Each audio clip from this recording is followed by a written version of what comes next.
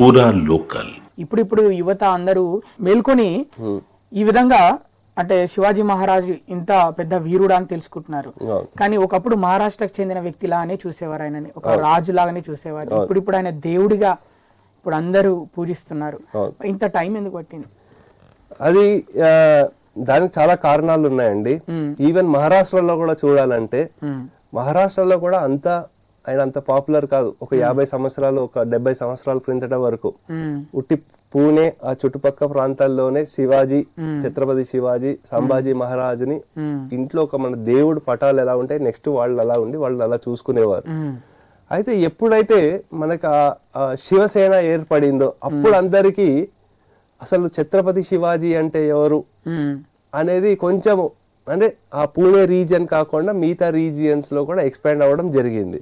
Main Shiv Sena వల్లనే తెలిసింది ఛత్రపతి శివసేన అంటే ఫస్ట్ అందరు ఏమనుకునేవారు, శివ ధనుస్సు ఉంది కాబట్టి వాళ్ళు శివసేన అనుకునేవాళ్ళు.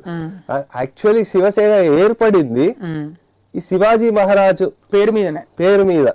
సో అప్పటి నుంచి కొంచెం నెమ్మదిగా శివాజీ అంటే ఏంటి అని తెలుసు. లేదంటే మన చరిత్ర పుస్తకాల్లో ఎక్కడ చూసినా సరే మొఘళ్ళు ఇవి చేశారు అవి చేశారు, ఏదో ఒక చిన్న సామంత రాజుగా ఉండేవారు ఛత్రపతి శివాజీ అలా చూపించేవారు. సో అవి మనకేంటంటే ప్రాబ్లం ఏమవుతుంది అంటే హిస్టరీ మనకు ఉన్నట్టు మనం రాయలేకపోతున్నాం. సో దాంతో ఏమవుతుందంటే మన హిస్టరీ మనం తెలుసుకోలేక ఆ హిస్టారికల్ టైంలో ఎన్ని అయితే బాధలు మన వాళ్ళు పడ్డారో మన పూర్వీకులు, మనం కూడా అదే బాధలు పడే దారిలో వెళుతున్నాం. అది చాలా దౌర్భాగ్యమైన పరిస్థితి. కానీ ఇప్పుడు ఈ సినిమాలు కానివ్వండి, వివిధ సంస్థలు కానివ్వండి, మనం ఇవన్నీ బయటికి తీసుకురావడంతో మళ్ళీ జనాల్లో ఆ చైతన్యం వస్తోంది. అంటే నేను హిందువుని అని గర్వంగా చెప్పుకుంటున్నాడు. లేదంటే మొహాన్ని కుంకుమ పెట్టుకోవడానికి కూడా సిగ్గుపడేవాళ్ళు. అసలు చీర కట్టుకోవాలంటే కూడా అదేంటి ఎప్పుడు పురాతనం వాళ్ళలాగా ఉంటున్నారు ఏంటి, ఇటువంటి చేతికి గోరింటాకులు లేకపోతే మన హిందూకు సంబంధించిన ఇంటికి ముగ్గు వేసుకోవడానికి కూడా సిగ్గుపడేవాళ్ళు కదా. మళ్ళీ ఇప్పుడు మళ్ళీ జనాల్లో ఆ చైతన్యం మొదలయ్యింది. అంటే అది కొన్ని ఏంటంటే కాలచక్రం ఉంటుంది, ఒక సర్కిల్ ఆఫ్ లైఫ్. అంటే ముఖ్యంగా మీరు చెప్పింది ఎక్కువ సిటీకి సంబంధించి, ఊళ్ళల్లో అయితే పట్టణంలో కాకుండా ఇక జిల్లాల్లో మండలాల్లో అయితే వాళ్ళు యథావిధిగా వాళ్ళు ఎవరేమన్నా కూడా వాళ్ళు ఖచ్చితంగా పాటిస్తారు హిందూ ధర్మాలన్నీ. కొంచెం పట్టణ ప్రాంతాల్లోనే ఎక్కువగా ఉందని, అంటే మిగతా అంటే అన్య మతాలకు సంబంధించి డామినేషన్ హిందూ మతం మీద ఎక్కువగా ఉందని అనుకుంటున్నారా? తప్పకుండా రండి. ఎందుకంటే మన కల్చర్ కానివ్వండి ఏవైతే ఉన్నాయో అవి ఎప్పుడు మన ఊర్లలోనే ఎక్కువ ఉన్నాయి. కానీ మనకి టీవీల్లో మనకి సినిమాల్లో వాటిల్లో చూపించే ఊరోని వారా నువ్వు అంటే వాడికి ఏం తెలియని వాడు, వాడికి నాగరికత తెలియదు, ఇలా చూపించడం. అంటే ఎర్ర బస్ నుంచి దిగిరావరా ఇట్లా అంటారు. అంటే వాళ్ళని ఏదో చిన్నగా చూపించడము, వాళ్ళ సంస్కృతిని మనం కించపరచడము ఇటువంటి చేసేవారు. కానీ ఇప్పుడు కూడా వాళ్ళకి ధర్మం తెలిసినట్టు ఎవరికి తెలియదు అంతే. సో అందు గురించి ఏంటంటే వాళ్ళకి కించపరచడాలు, లేకపోతే వాళ్ళు చిన్నగా చూపించి వాళ్ళ కల్చర్ ని మనం తగ్గించేయడాలు. సో ఇది ఏంటంటే మనకి నెమ్మదిగా ఇంకో గొప్పతనం ఏంటంటే శివాజీ మహారాజ్ది మన సంస్కృత భాషని వాడకాన్ని తగ్గిపోతూ వస్తుంది వారు ఉన్న టైంలో. ఎందుకంటే ఈ మొఘల ప్రభావం వల్ల ఎక్కడ చూసినా పర్షియన్ ఎక్కువ ఉండేది. అయితే ఈ పర్షియన్ లాంగ్వేజ్ ని నెమ్మదిగా వారు చేంజ్ చేసేసి మళ్ళీ మరాఠీ సంస్కృతాన్ని చేంజ్ చేసేవారు. ఏమంటారంటే వారి రాజముద్రిక ఏదైతే ఉంటుందో దాని మీద సంస్కృతంలోనే ఉండేది అంటారు. సో అలా కొన్ని వాడుక భాషల్లో కూడా పదాలని కూడా చేంజ్ చేశారు. సో ఆ విధంగా చూస్తే వీరికి దాంట్లో ఈ గాగా భట్ అనేవారు ఎవరైతే ఉన్నారో వారు చాలా ఇటువంటి సంస్కృత భాషని మళ్ళీ వ్యావహారిక భాషలో తీసుకురావడానికి చాలా తోడ్పడ్డారు.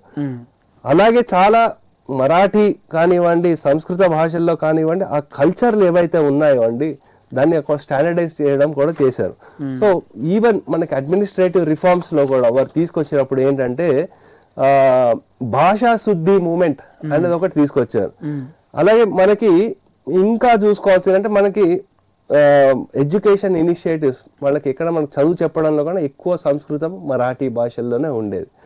అలా వీరు ఏంటంటే మనకి ఎన్నో కోణాలు ఉన్నాయి వాళ్ళకి తెలియనివి. సో ఇంకా చూసుకుంటే ఇప్పుడు మన ఇండియన్ నేవీ అంటే చాలా పెద్ద దానిగా వరల్డ్స్ లో బెస్ట్ అని చెప్తారు. కానీ వీరు ఎక్స్పర్టీస్ ఎలా ఉండేదంటే ఈ కోంకణ్ బెల్ట్ ఎక్కడైతే నావల్ ఉండేదో అంటే సింధు దర్గ్ కానివ్వండి, విజయ్ దర్గ్ కానివ్వండి, జైగఢ్ కానివ్వండి, అక్కడ యాక్చువల్లీ స్ట్రెంగ్ చేసింది వాళ్ళు. అక్కడ ఉండి ఈ నావల్ నుంచి వచ్చిన డచ్ వాళ్ళు ఎవరైతే ఉన్నారో, పోర్చుగీస్ వాళ్ళు ఎవరైతే ఉన్నారో వాళ్ళని ఎదుర్కొన్నారు. వాళ్ళ దగ్గర నుంచి కొన్ని తెలుసుకున్నారు కూడా. అంటే మనము ఎటువంటి బోట్స్ మనం తయారు చేయాలి, మన వాళ్ళని ఎలా కాపాడుకోవాలి, కొన్ని ఓడలు ఇలా వస్తుంటే మనకి సూర్యకాంతితో దాని మీద అలా రిఫ్లెక్షన్ చేసి వాళ్ళది తగలబెట్టేయడాలు ఇటువంటివి జరిగాయి. సో అలాగే గొరిల్లా వార్స్ కూడా చేశారు నేవీలోంచి. సో ఒక విధంగా చెప్పాలంటే అప్పుడు వారు చేసింది మన ఇప్పుడుకి సంబంధించిన నేవీకి కూడా కొన్ని ఆ ప్రిన్సిపల్స్ వాళ్ళు నేర్చుకున్నట్టే అని చెప్పాలి. అంటే దగ్గర దగ్గర అన్ని సంవత్సరాలు 400 పైన సంవత్సరాల నుంచి ఎవరైతే ఈ డీటెయిల్స్ ఉన్నాయో, టాక్టిక్స్ ఏవైతే ఉన్నాయో ఇప్పుడు కూడా అవి వాళ్ళు అందరు నేర్చుకుంటున్నారండి, ఇంప్లిమెంట్ చేస్తున్నారు. సో అది వీరి గొప్పతనం ఏంటంటే ఇన్ని అంశాలు ఉన్నాయి. సో వీరిలో ఇంకోటి ఏంటంటే చూడాల్సిన కోణము, మనకి ఇంగ్లీష్లో ఒక సేయింగ్ ఉంది, you may lose the battle but you have to win the war. So చాలా మటుకు ఎలా వస్తుందంటే కొన్ని సార్లు ఎమోషనల్ అయిపోతారు. ఒకసారి రాజు ఓడిపోతే అంటే పట్టుబడ్డం కానివ్వండి, లేకపోతే ఇంకేమైనా ఉంటే మొత్తం సామ్రాజ్యం కుప్పగూలిపోయేది. సో కానీ వీరేంటంటే ఒక్కొక్కసారి ఏంటంటే ఆ స్ట్రాటజీ ఏదైతే ఉంటుందో, ఒక బోయవాడుగా అంటే ఓడిపోతున్నాం, కష్టంగా ఉంది ఇప్పుడు అంటే అప్పటి నుంచి పట్టుపడకుండా బోయవాడి వేషంలో ఇంకొక స్త్రీ వేషంలో తప్పించుకుని వెళ్ళిపోయి మళ్ళీ ఎక్కడ మనం లోటుబాట్లు ఉన్నాయో తెలుసుకుని పక్కడబందీగా మళ్ళీ స్ట్రాటజిక్ గా వచ్చి వాళ్ళని ఓడిచ్చేసేవాడు. అది వీరిలో ఉన్న గొప్పతనం శివాజీ మహారాజులో. అంటే మనం ఇక్కడి నుంచి చూడాల్సింది ఏంటంటే ఒక దేశభక్తుడు, ఒక సనాతన ధర్మ రక్షకుడు, సో అలాగే ఒక స్ట్రాటజిస్ట్, అడ్మినిస్ట్రేషన్.